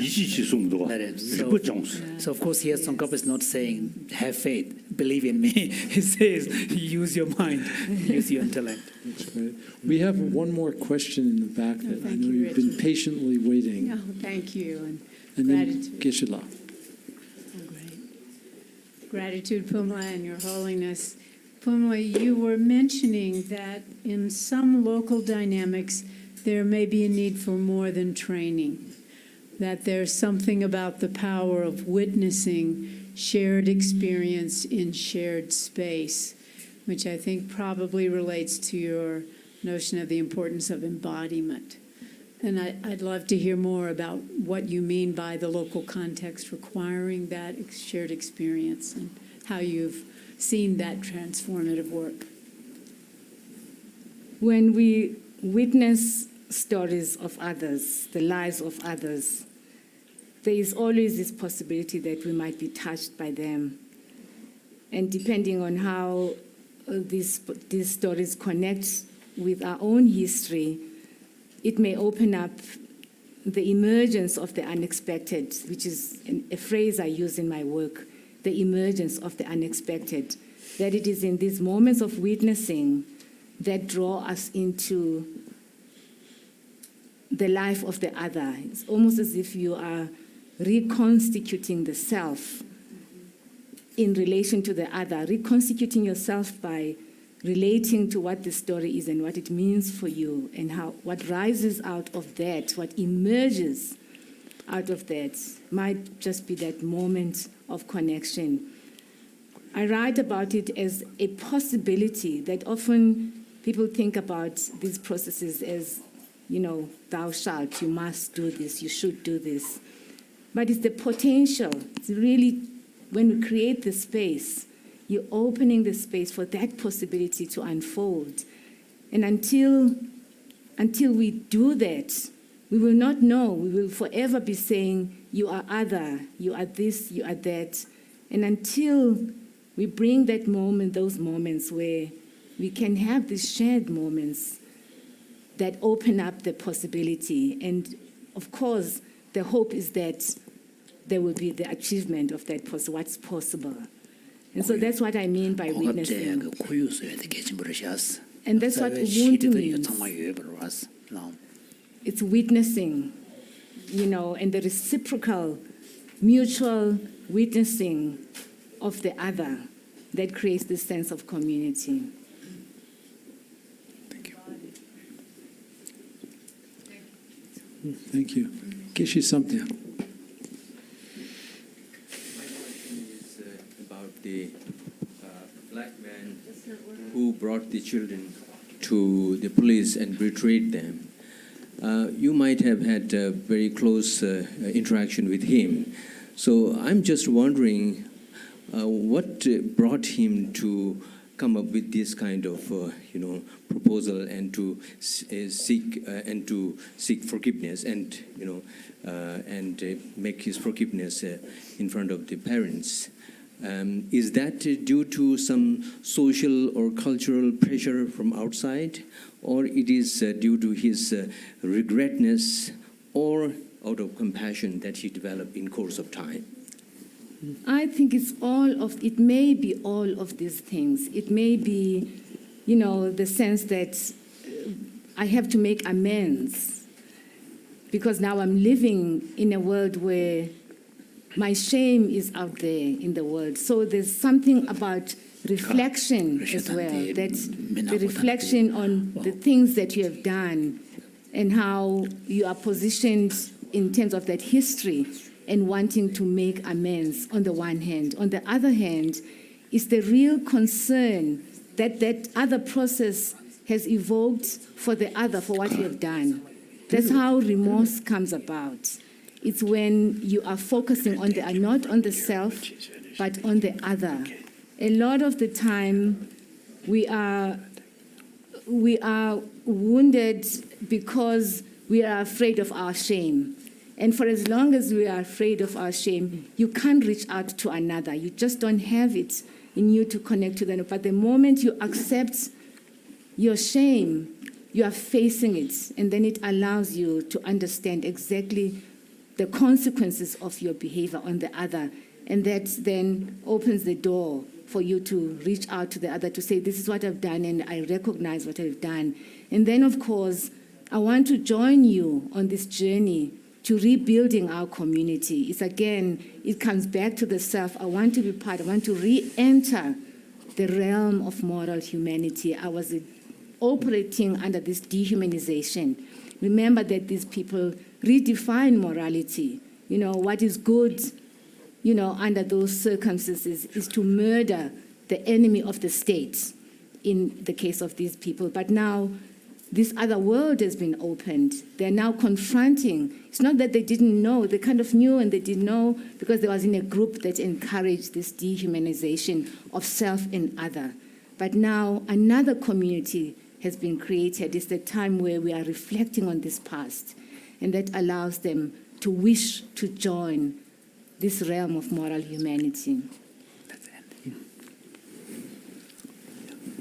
Thank you, Pumla. Thank you. Black man, not black women, the ones one. Someone, 말하다는 거랑 제라 봤어요. 단데 더들으셔 포기체로 제스탄 모랑 좀 쉐로와 좀 뒤에 미들 시거라.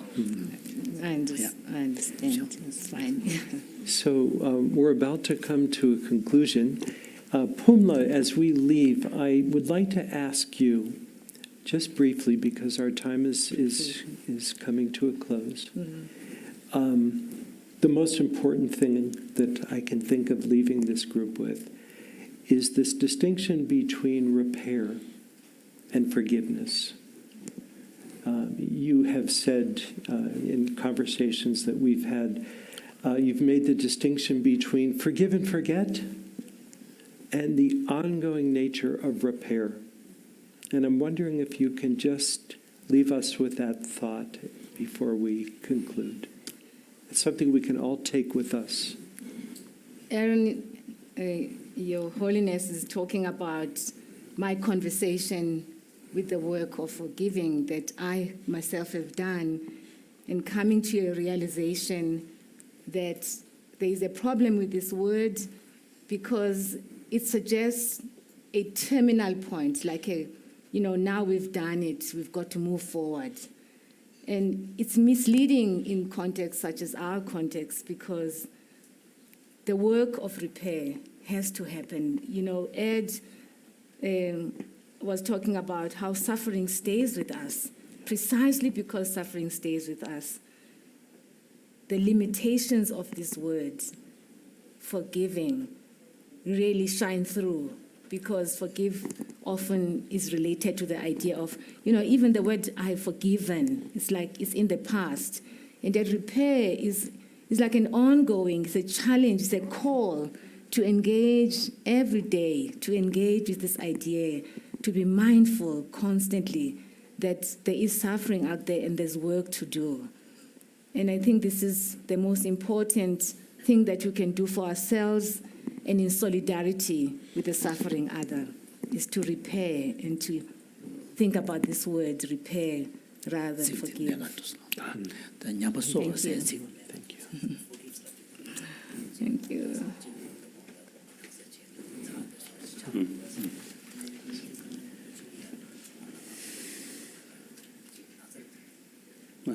Kunzi.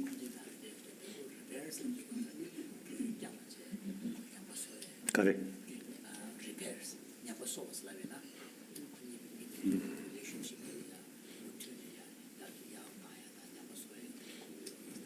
Right. Thank you. Your Holiness, before we conclude this morning, I want to give you an opportunity to share some final reflections, if you would like. No, nothing.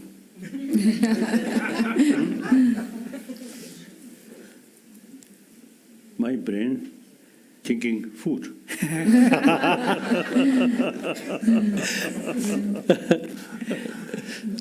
So in any way, this kind of meeting, very useful. This morning, I suggested because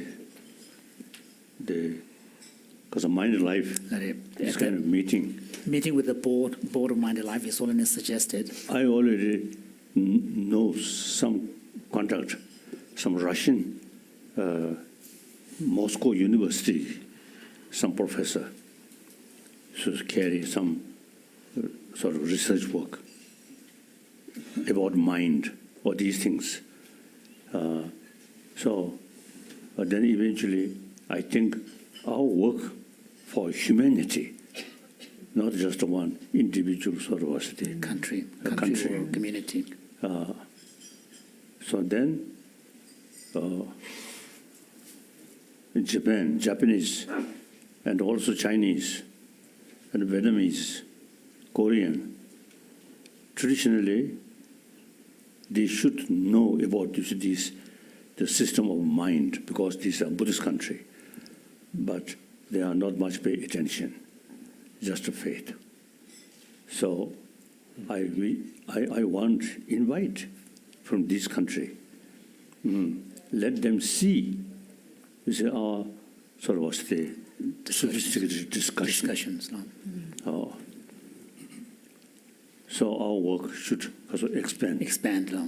Our aim also, humanity. So the participant also, the kind of michi. Since our aim and work is really for the humanity as a whole, the composition of the representation at the discussion should also reflect that. So now common thing is food. It's finished. Final words. So, Your Holiness, I will just end by expressing heartfelt gratitude to you. You've been so generous with your time, with opening your home to us, and for sharing your wisdom, and for listening and engaging in this conversation. It really means a lot to all of us in this room, and also to the many thousands of people that are watching. And we're also recording this for Mind and Life education resource that we're going to be sharing with many, many people for years to come. And so until we get together again, we wish you very good health. Thank you. Yes. And thank you.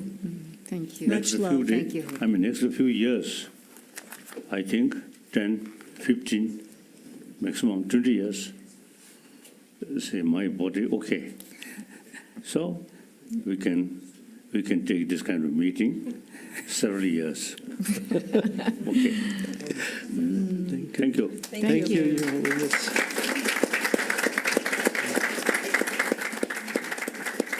Thank you.